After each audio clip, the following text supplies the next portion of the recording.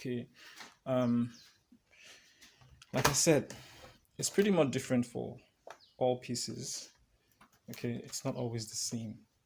So now, right here in this case, if you look closely, you would see markings here indicating several things. Okay, so the only thing that requires opening here are the battery and this enclosure.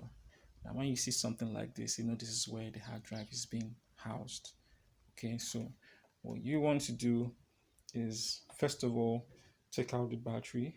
Okay, and here is open, is locked, so it's open. I slide this and bring out the battery. So keep it aside.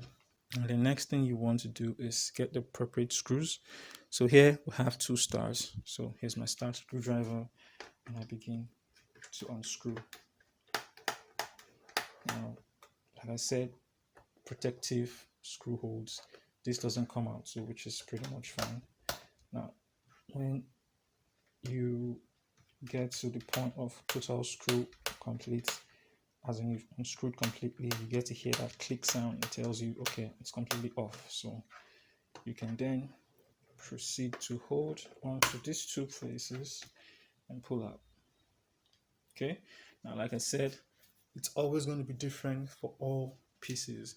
Now, unlike this smaller one here, this is pretty much obvious. You open this up and you see everything plainly. Okay, this is the hard drive, this is the RAM module. So if you choose to swap or you want to replace, so here it's pretty much easy. All you have to do is slide this hard drive out.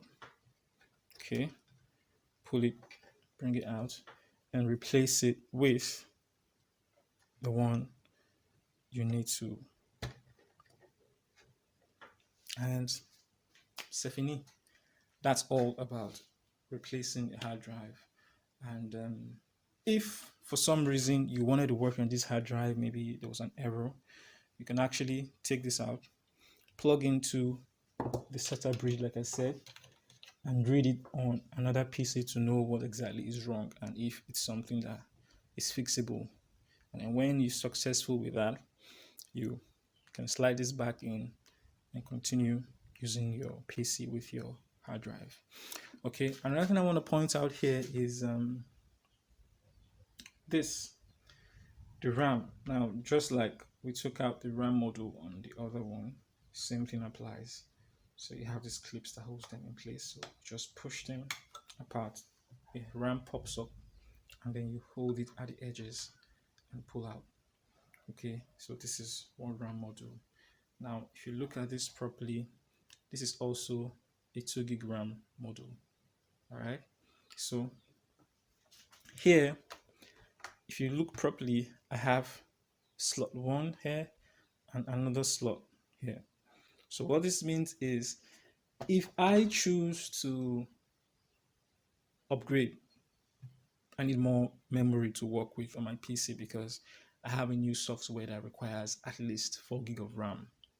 So what I can do is, since this gives me another space, another slot to do an upgrade, what I want to do is to look at the specifications on this RAM module, okay, and use that to go buy another one.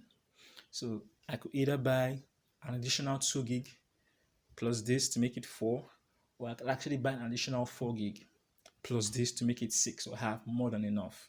So when you buy that, the additional one, then you can have this put in here and then the other one on top of it. Now, when you're going to buy your RAM, you need to be careful. Okay, RAMs have different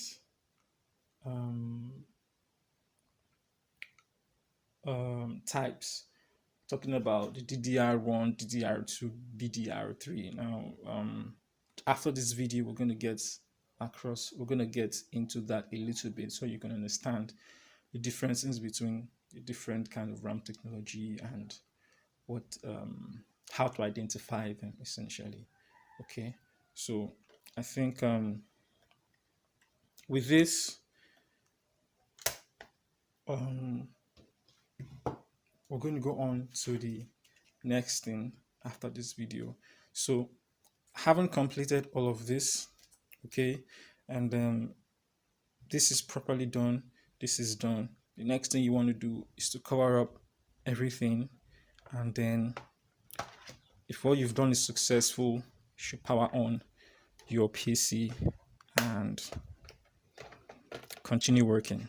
Okay, so you're also going to have to be careful to place these covers back properly.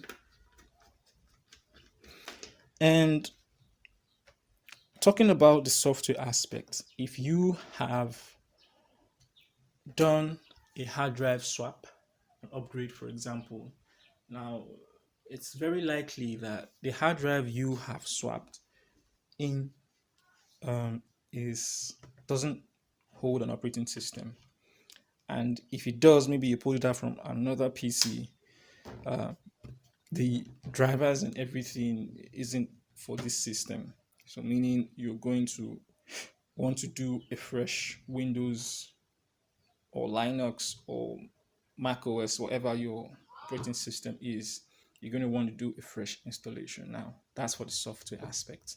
We're going to deal with that. Now, one thing I want to point out to you is some PCs don't come with this, a DVD drive or CD drive that allows you read installation files from a DVD. This one does, but this one doesn't.